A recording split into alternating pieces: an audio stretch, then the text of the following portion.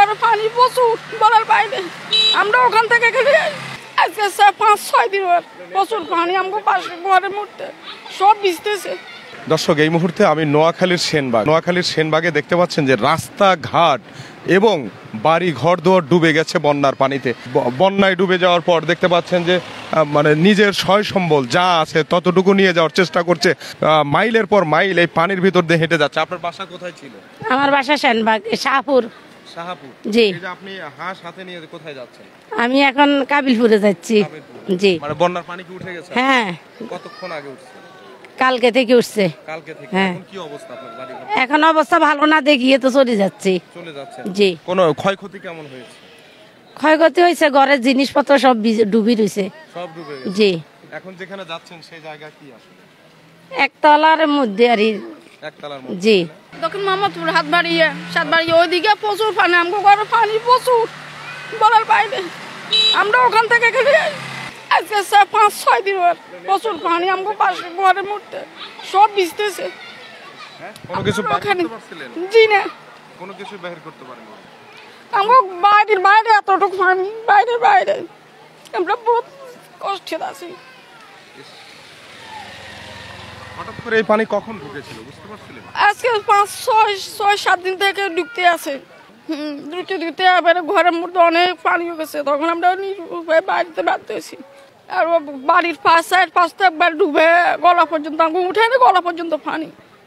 কিভাবে যেন বাইরে ভোরালা করতে এটা স্যার কেউ জানে না যে পানি শুষছে। আমাকে কোনো সাহায্য সহযোগিতা পাইছেন? কেউ গেছিল আপনাদের ওখানে? না, এখানে কেউ যায় না দেখছি। আমরা তো আজকে 2 দিন এখানে চলিয়ে আসি, এরপরে কে গেছে না আছে সেটা তো জানি না। দেখতে পাচ্ছেন যে এই যে মানুষের যে ঘরবন্দি এই যে মানুষগুলো, এই যে দেখতে পাচ্ছেন যে তারা কিন্তু আসলে ভেসে গেছে, ডুবে গেছে।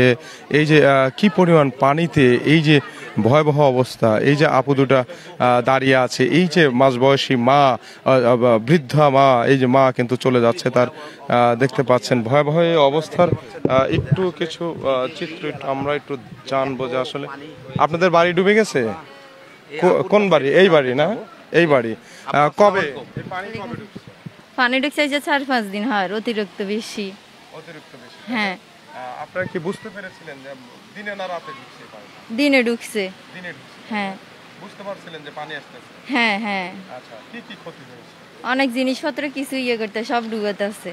সব ডুবে গেছে। হ্যাঁ। এখন পর্যন্ত আমাদেরকে কেউ দেখতে আসে না, কিছু দাম কিছু দেয় না। দর্শক, আসলে যে কথাটি আসলে আপনাদেরকে নোয়াখালীতে সেনবাগেও কিন্তু আসলে খুবই ভয়াবহ অবস্থা। আপনাদের বাড়ি কোথায়?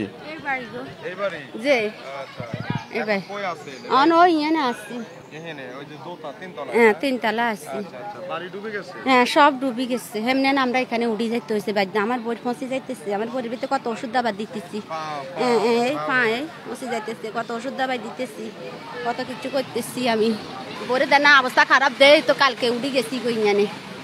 কালকে উঠে গেছি গো, সব পরিস্থিতি খারাপ। ঘর ডুবে গেছে? আরে আমরা কোনো দূরে তো না আছি গো, ভাই করে অনেক দূর থেকে মান ঘরে তো আছে। আপনাদেরও ঘরে পানি? হ্যাঁ, আনি জলমল করে না গো, বাইরে কর্মী চলে গেছে। আমরা তো এই বেটায় আশ্রা দিয়েছি গো, আরো স্বামী নেই। এখানে হান খাইতে মতো নাই হয়েছে।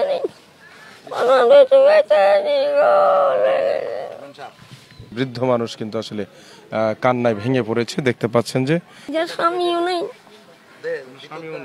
যে মার কাছে তো সাগরে না হুতেরা বিয়ে করলে মা খবর রানি বুঝিনি। এই আর মনে চাইলে দেন, মনে ন চাইলে নদের। সরুকে ভাত রাঁধছে মাঝি উফে সেই ভাত সাদে তুলি থুইছি ভাত।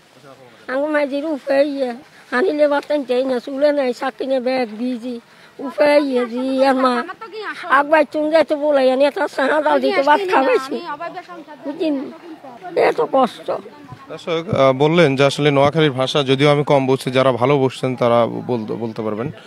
বললেন যে আসলে স্বামী নেই, আর ছেলেপেলে যারা বিয়ে করে তারা তো আসলে বিয়ের পর একটু চেঞ্জ হয়, পরিবর্তন হয়, আমরা যতটুকু জানতে পেরেছি।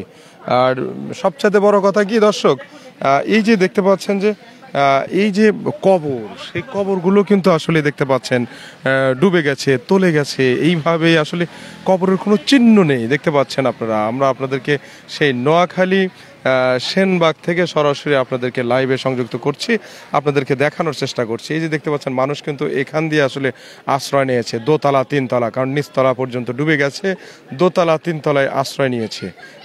দর্শক, বাড়ি ঘর দুয়ার সব বাড়িগুলো কিন্তু এইভাবেই আসলে ডুবে গেছে। আমরা একটু ভিতরে ঢুকবো, আপনাদেরকে দেখাবো ভিতরের যে দুর্বিষহ অবস্থা, সেই অবস্থা আপনাদেরকে জানাবো দর্শক।